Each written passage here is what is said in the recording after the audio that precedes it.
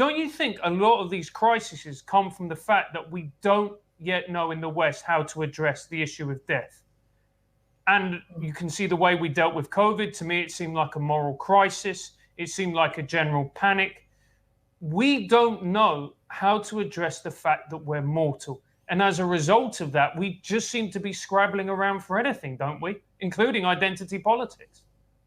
Well, I think there's some truth in that. I mean, one of the existential facts that compels us to ask religious questions is the fact of death.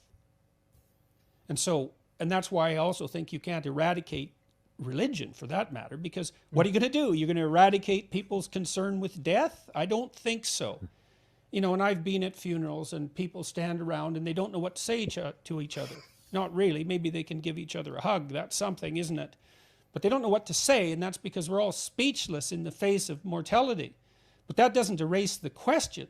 And the question begs an answer. What's it all for?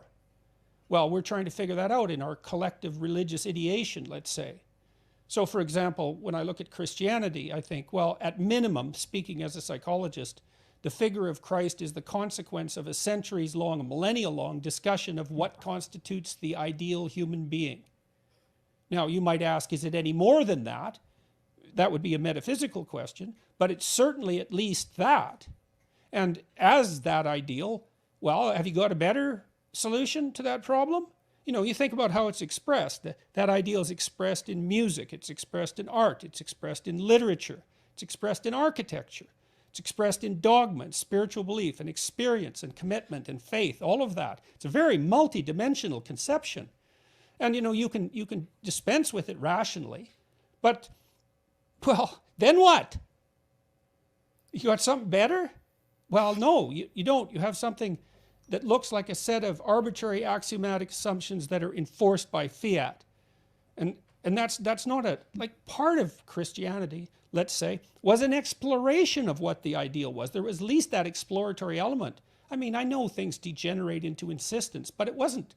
You really think all of that was insistence by force? I don't think that's a plausible explanation in the least. I mean, Christ isn't the sort of character that a power-hungry maniac would dream up to exercise arbitrary control over a docile population. That just doesn't make sense. I'm going to give our ancestors and us more credit than that. You know, we were at least trying to figure out how to be ideally in the face of our catastrophic morality. And that question, that's not going away.